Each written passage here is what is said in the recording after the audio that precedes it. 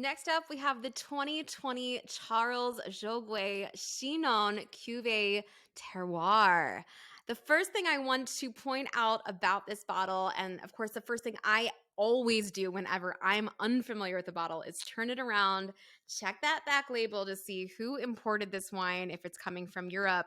So, the first thing I want you to notice, because we've talked about it on the podcast before, is the fact that this is imported by Kermit Lynch, which is always a great sign, especially if you don't know the producer, because Kermit Lynch is a great importer, especially of wines from this particular region into the United States. So for me, Kermit Lynch has always been that person that I look to, that company that I look to beyond, of course, Wine Access, to see if that wine is of quality. Kermit never fails, and this wine is no exception.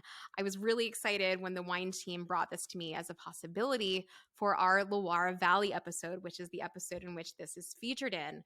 I am particularly excited to talk about the Loire Valley with two people from my own backyard in St. Helena, the Scupneys. We're going to be talking with them because they produce Cabernet Franc and Chenin Blanc, two of the Loire Valley's most famous grape varieties.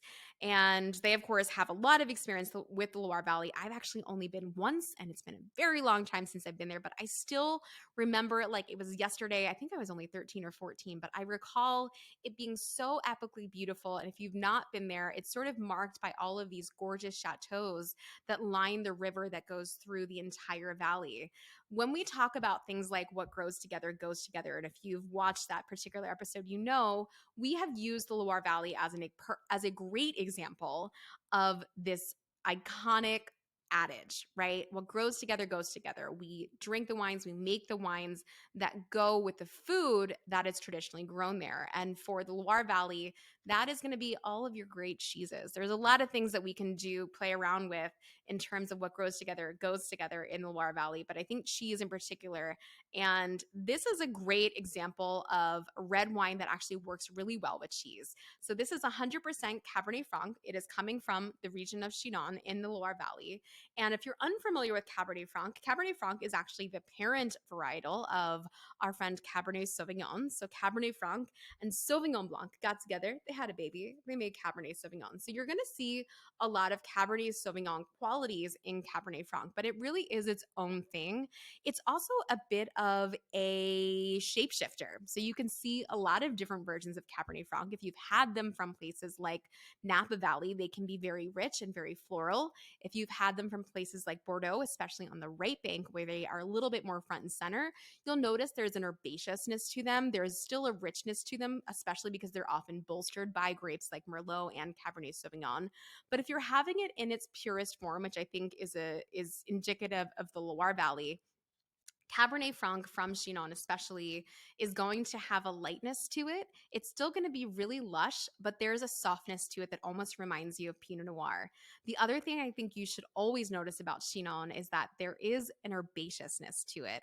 And for me, it's always had this sort of candied green bell pepper thing going on. So as you're looking at this wine, I think the first thing you should be noticing is, of course, the fact that it's definitely full-bodied, but it's not completely opaque, right? Like you could probably see a little bit just at the tip there underneath of this wine. It's a full-bodied wine, but you can definitely see a little bit underneath of it. So that just indicates to me that this is still a little bit full-bodied, but not super, super rich and not quite as light as something like a Pinot Noir. As we smell this wine, I mean, you should be getting all of that florality. To me, it's rose petals, but it's also that candied green bell pepper in the best way possible. I think it's super interesting. And then there's like this whisper of strawberry, and not like super rich strawberry pie, but like those first strawberries that get plucked off the patch, the early seasons of strawberries that are just, on the slight tart side, right? You taste them, you're like, ooh, there's a kiss of sweetness. There's also something a little tart going on as well. And that's definitely what I smell when I stick my nose in this glass. I could play around with this wine forever just smelling with it.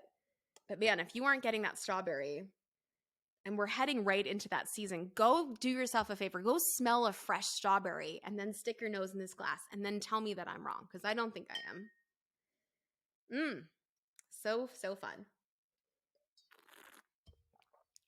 Now on the palate, again, there's definitely tannin there, right? You can feel, the tackiness of them there, but it's still soft, right? It's not quite as rich as that Malbec that we had. It's not quite as rich as a full bodied Cab. It almost has the lightness of something like a Pinot. And that's really why I love Cabernet Franc. You kind of like float in between there. For me, Chinon wines from the Loire Valley are such great examples of party wines because I think they really kind of ebb and flow between those two categories of wine. I hesitate to even call this like medium bodied, but I guess that's exactly where I should be calling this.